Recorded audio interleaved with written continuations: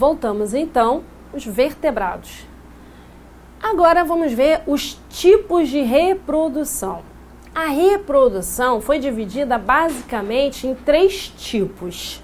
Não está sendo citado aqui o desenvolvimento embrionário, outras particularidades, mas sim como se dá essa questão do embrião, de que forma ele vai estar desde a sua fecundação, né, desde que ocorreu a fecundação até o seu pleno desenvolvimento. Então nós temos 3 grupos: ovíparos, vivíparos e ovovivíparos. O que é um indivíduo que tem a reprodução do tipo ovípara? São os indivíduos que põem ovos. E esses ovos, eu ainda tenho 2 tipos: ovos de casca rígida e ovos de casca gelatinosa. Não é uma casca, a gente fala casca porque para compreender, mas seria um envoltório gelatinoso. Não deixa de ser, né, uma coisa semelhante com a casca rígida, já que está protegendo esse embrião. E aí, casca gelatinosa, fecundação externa. Então, os osteícteos são os peixes ósseos. Os peixes ósseos também liberam os gametas na água. É bem interessante, por quê? Eles vivem num ambiente que as águas têm correntezas, mas nesse momento da reprodução, eles buscam águas calmas.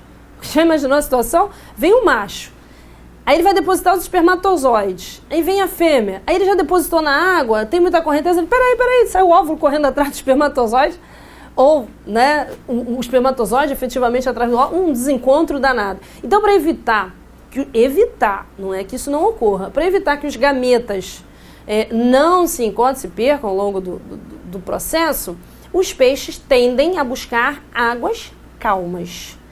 E aí o macho libera seus espermatozoides, a fêmea libera seus óvulos, eles se encontram, ocorre a fecundação. Em volta desse embrião vai se formar uma gelatina, né, uma casca gelatinosa. O filhote dos peixes tem um nome: alevino. Ok? Alevino. Seu filhotinho do peixe. Então, quando tiver lá, os alevinos, que palavra é essa? Alevino, embrião ou filhote dos peixes. Ok. Os anfíbios de fecundação externa, nós vimos o exemplo do macho abraçando a fêmea, no caso dos sapos, e eliminando os gametas na água. O filhote lá, o embriãozinho, nós vimos que é denominado girino. São termos muito comuns em alguns livros, em algumas questões. Então é importante. Alevino, filhote dos peixes. Girino, filhote dos anfíbios. Ovíparos de casca rígida. Se no caso do ovíparo de casca rígida, a fêmea põe o ovo, isso significa o quê?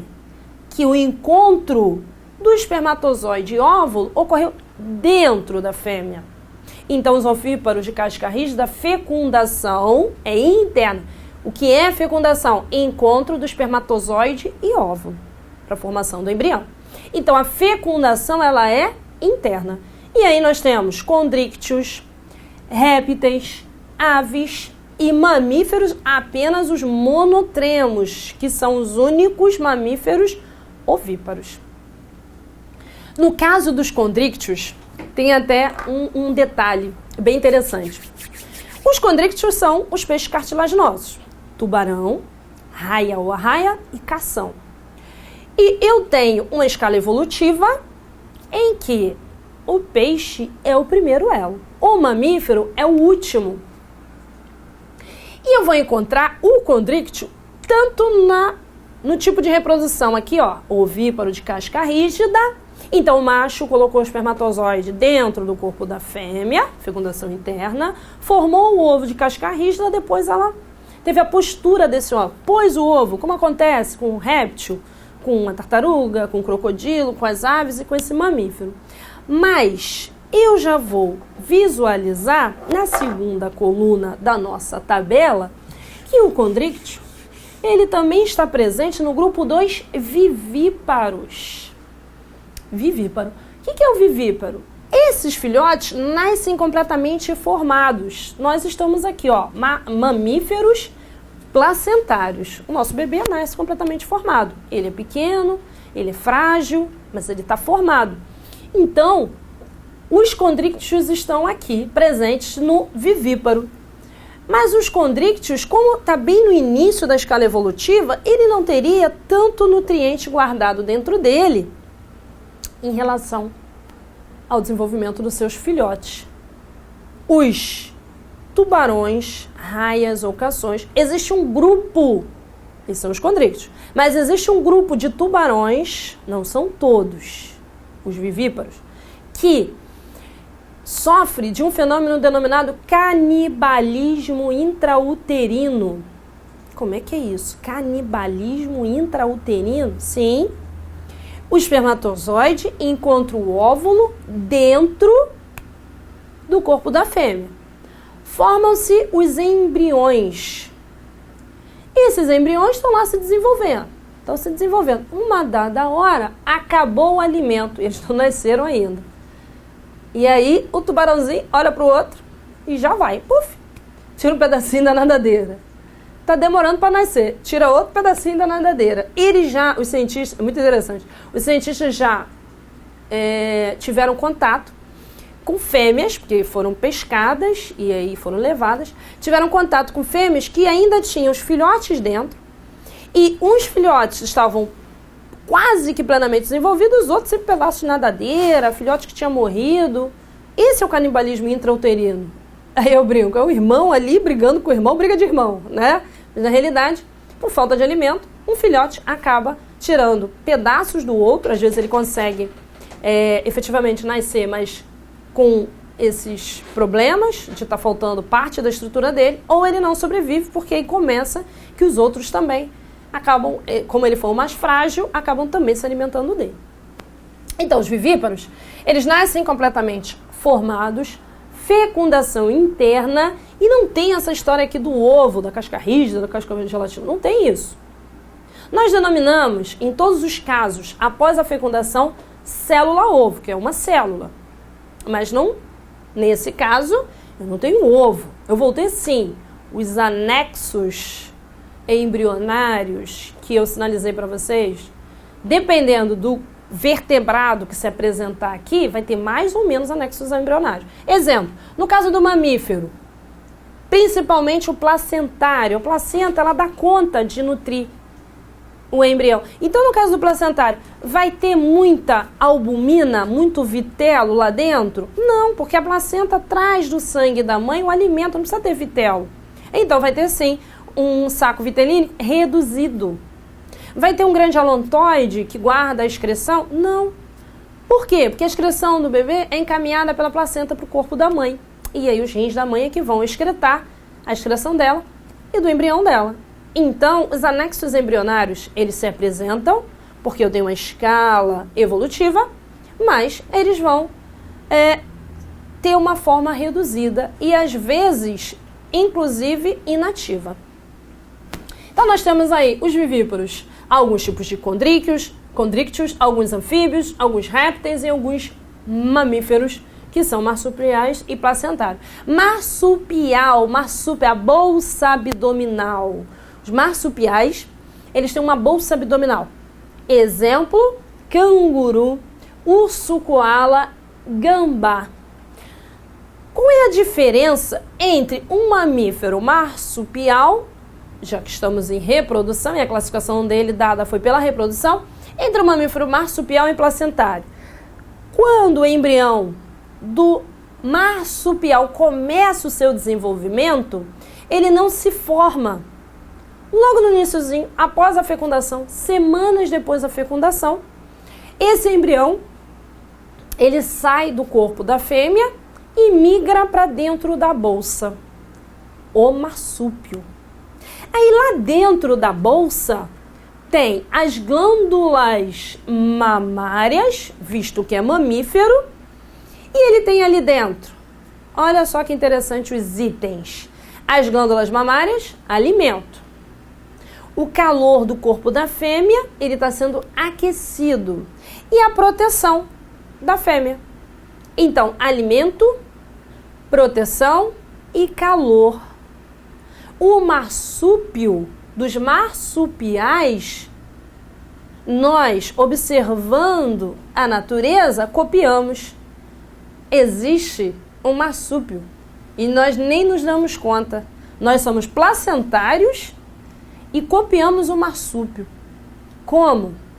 Lá na maternidade, quando o bebê nasce prematuro, significa que alguma estrutura tem que se formar. Pode ser alguma estrutura interna, um vaso sanguíneo que tem que completar sua formação, ou ainda apenas ganhar peso. O bebê já se formou, ele nasceu semanas antes, ou um pouquinho, meses antes, e ele não tem o peso adequado. Que você tenha certeza que isso não vai ocasionar prejuízo, que ele tem que retornar depois, ficar internado. Então você já está ali do início monitorando esse bebê.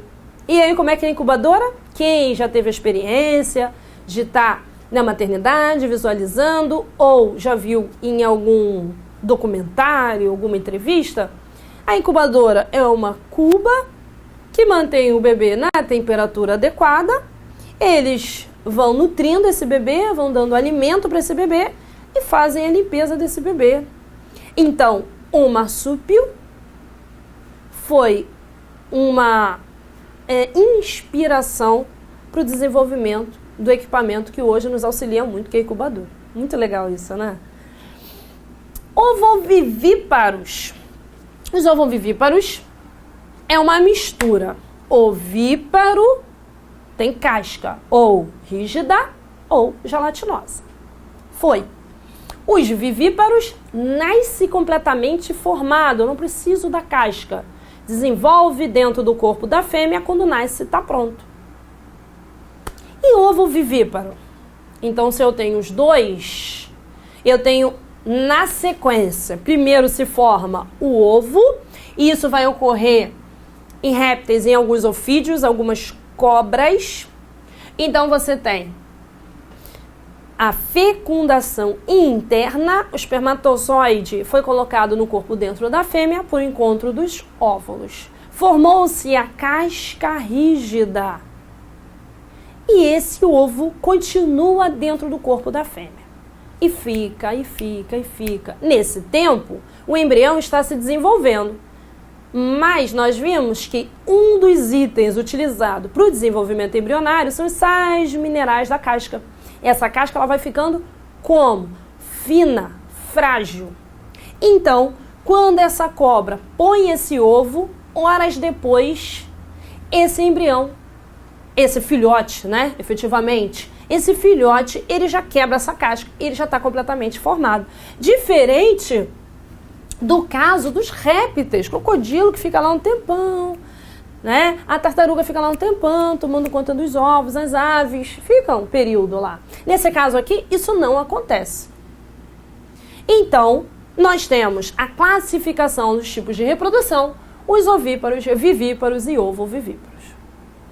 Vamos então para um exercício e vamos relembrar algumas coisas.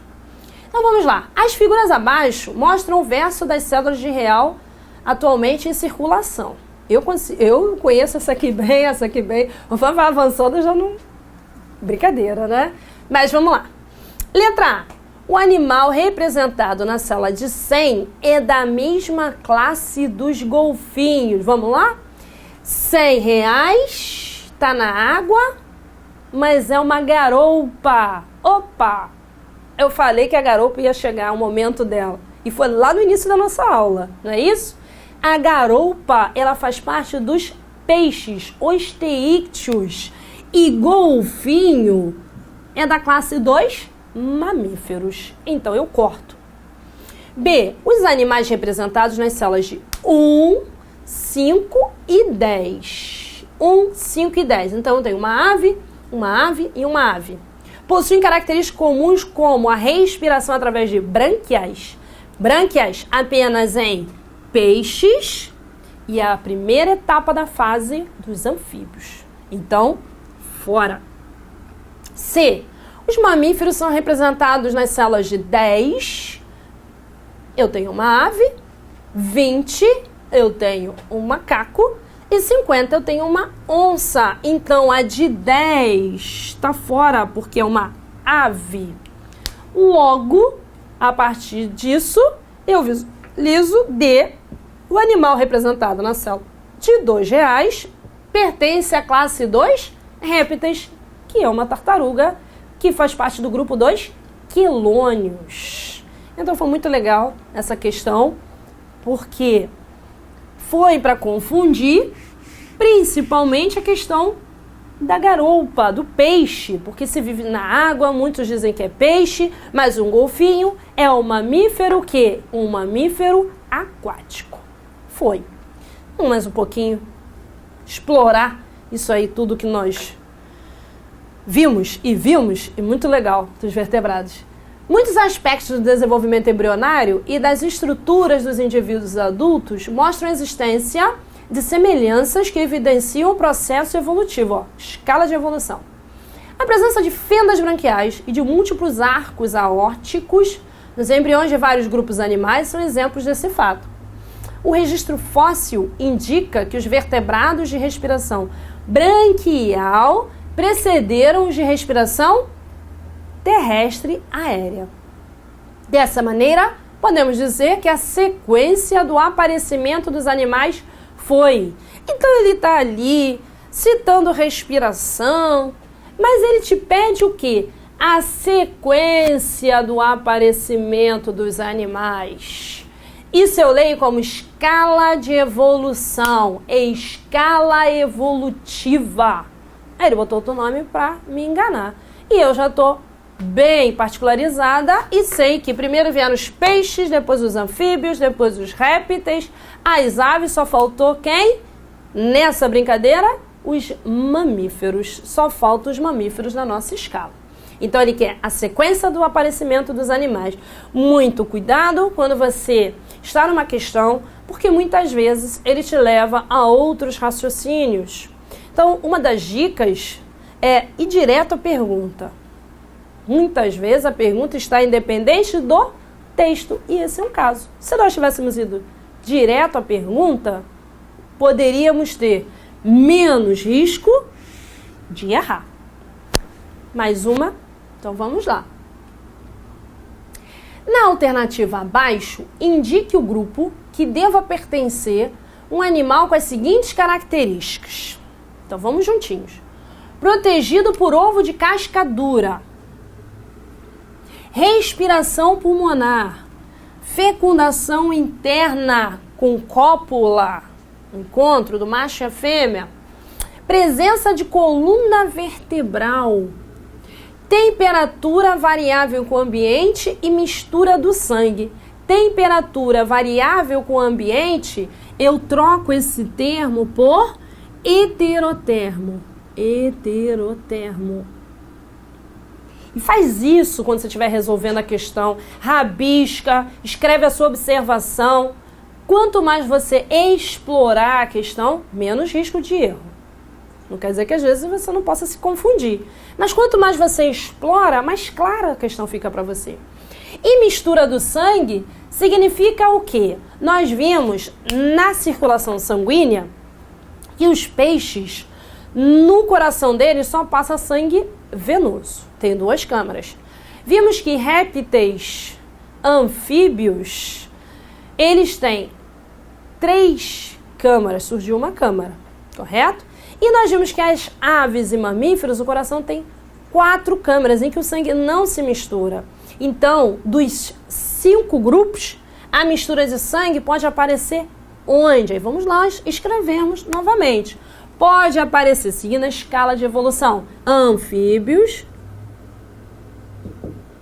e alguns répteis. E aí, ele questiona, né? Nas alternativas abaixo, indica o grupo que deva pertencer a um animal com as seguintes características. Então, heterotermo, mamífero heterotermo? Não. As aves são heterotermas? Não. Tá fora. Show. Esse sangue se mistura. Se o sangue se mistura, eu tenho um coração de 3 câmaras, 3 cavidades. Os peixes têm 3 câmaras? Não. Bom, então ficamos entre anfíbios e répteis. E agora? Vamos voltar. Embrião protegido por ovo de casca dura. Respiração pulmonar. Quando ele afirma a respiração pulmonar, ele não indicou que em alguma etapa esse indivíduo tem a respiração branquial. Então, se eu tenho ovo de casca dura e tenho respiração pulmonar, então eu corto quem? Os anfíbios. Então, a nossa resposta são os répteis. Quais foram os maiores indícios, já que no finalzinho ficamos entre anfíbios e répteis? Principalmente o ovo de casca dura e a respiração pulmonar. Por quê? Porque o ovo de casca dura é uma adaptação dos répteis à conquista do ambiente terrestre. E a respiração, quando ele cita que é pulmonar, então em nenhum estágio essa respiração se apresenta como respiração branquial.